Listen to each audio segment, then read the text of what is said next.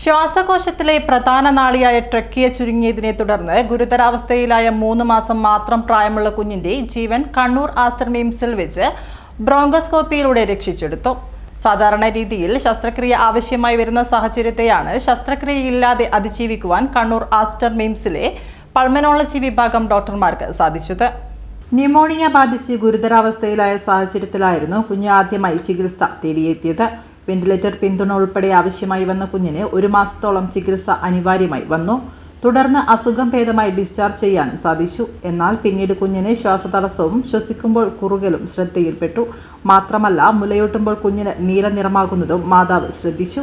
ഈ അവസ്ഥയിലാണ് കുഞ്ഞിനെ വീണ്ടും കണ്ണൂർ ആസ്റ്റർ മിംസിൽ എത്തിച്ചത്. വിശദ പരിശോധനയിൽ ശ്വാസനാളത്തിലെ പ്രധാന ധമനിയായ ട്രക്കിയ ചുരുങ്ങിയതായി മനസ്സിലാക്കി. ന്യൂമോണിയയുടെ പ്രത്യാഘാതങ്ങളിൽ ഒന്നാണ് ഇത്. അതീവ ഗുരുതരമായ ഈ സാഹചര്യത്തെ അതിജീവിക്കാൻ ശസ്ത്രക്രിയയാണ് പ്രധാന മാർഗം. എന്നാൽ 3 മാസം മാത്രം പ്രായമുള്ളതിനാൽ ശസ്ത്രക്രിയ ഒഴിവാക്കി ബ്രോങ്കോസ്കോപ്പി ചെയ്യാൻ പൾമനോളജി വിഭാഗം ഡോക്ടർമാർ നിർദ്ദേശിക്കുകയായിരുന്നു.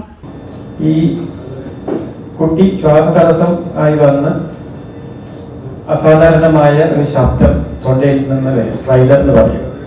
അത്തരം രോഗലക്ഷണങ്ങളുമായി പ്രസന്റ് ചെയ്ത് നിയോനെറ്റോളജിയിൽ അത് കൃത്യമായി രോഗനിർണയം നടത്തി സബ്ഗ്ലോട്ടിക് സ്റ്റീനോസിസ് എന്ന് പറയുന്ന വോക്കൽ കോണിൽ ജസ്റ്റ് താഴെ മെയിൻ ശ്വാസനാളമായ ട്രക്കിയുടെ തുടക്ക ഭാഗത്ത് ഒരു സ്റ്റീനോസിസ് ചുരുക്കം സംഭവിച്ചതായി കണ്ടെത്തുകയും അത് ഇന്റർനാഷണൽ പൾമനോളജി സാങ്കേതിക വിദ്യ ഉപയോഗിച്ച് ബ്രോങ്കോസ്കോപ്പിയിലൂടെ നീക്കം ചെയ്യുകയാണ് ഉണ്ടായത്. അതിന് ഒരു മൾട്ടി ഡിസിപ്ലിനറി ഒരു സംഗതിയായിരുന്നു അവിടെ സംഭവിച്ചത്. സ്റ്റീനോസിസ് അഥവാ തടിപ്പ് ഉണ്ടായിരുന്നു, സബ്ഗ്ലോട്ടിക് സ്റ്റീനോസിസ് എന്ന് പറയും. അപ്പോൾ CT എടുത്തപ്പോൾ റേഡിയോളജിസ്റ്റ് അതാണ് ഒപ്പീൻ ചെയ്തത്. അപ്പോൾ കുട്ടിയെ ട്രക്കിയോപ്ലാസ്റ്റി അല്ലെങ്കിൽ ബലൂൺ ബ്രോങ്കോപ്ലാസ്റ്റിക്ക് ഒരു multi disciplinary team meeting ENT, thoracic surgery, neonatology, pulmonology എല്ലാവരും കൂടിയിരുന്ന് ചെയ്തു നോക്കാമെന്ന് തീരുമാനിച്ചിട്ട് ചെയ്തതാണ്.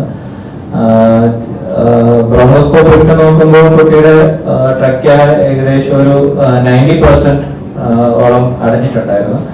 അപ്പോൾ നമ്മളത് ചെയ്തത് എന്താണെന്ന് വെച്ചാൽ ബ്രോങ്കോസ്കോപ്പിന്റെ അകത്തൂടെ തന്നെ ചെറിയ 3 കട്ട് ഇട്ടിട്ട് അതിൻ്റെ അകത്തൂടെ തന്നെ ഒരു ബലൂൺ ഇട്ടിട്ട് ബലൂൺ വികസിക്കുമ്പോൾ ഈ ചുരുങ്ങിയ ഭാഗം വികസിക്കുകയും പിന്നെ അതിനുശേഷം കുട്ടിക്ക് തനിയെ തന്നെ ഈ സ്ട്രൈഡറും ബാക്കി സൗണ്ടും ഒന്നും ഇല്ലാണ്ട് ശ്വാസം എടുക്കാൻ പറ്റുകയും ചെയ്യും.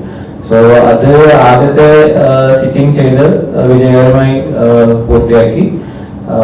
2 ആഴ്ച കഴിഞ്ഞിട്ട് കുട്ടിയെ പിന്നെയും ഫോളോ അപ്പിന് വിളിച്ചപ്പോൾ കുറച്ചും കൂടെ ബാക്കി ഉണ്ടായിരുന്നത് 2ാമത്തെ സിറ്റിംഗിൽ ചെയ്തു തീർത്തു.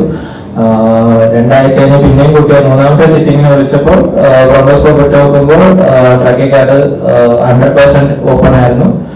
പ്രശ്നങ്ങളൊന്നുമില്ല.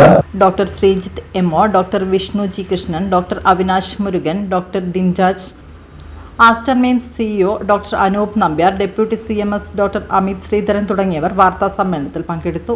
ഇത്തരത്തിലുള്ള അസുഖങ്ങൾ നേരത്തെ കണ്ടെത്തുന്നതിനും ഫലപ്രദമായ ചികിത്സ ഉറപ്പാക്കുന്നതിനും വേണ്ടി കണ്ണൂർ ആസ്റ്റർ മിംസിൽ ട്രക്കിയ ക്ലിനിക്ക് പ്രവർത്തനം ആരംഭിച്ചു. Kannur press club president C Sunilkumar ഉദ്ഘാടന കർമ്മം നിർവഹിച്ചു. Doctor Sreejith MO, doctor Vishnu G Krishnan, doctor Avinash Murugan, doctor Dinraj, doctor Gokuldas, Aster MIMS AGM operations Vipin George, deputy CMS doctor Amit Sreedharan തുടങ്ങിയവർ പങ്കെടുത്തു. നമ്മുടെ സാങ്കേതിക വിദ്യ മനുഷ്യന്റെ ഇച്ഛാശക്തി രണ്ടും കൂടെ ചേരുമ്പോൾ മാത്രമേ ഇത് വിജയിക്കൂ.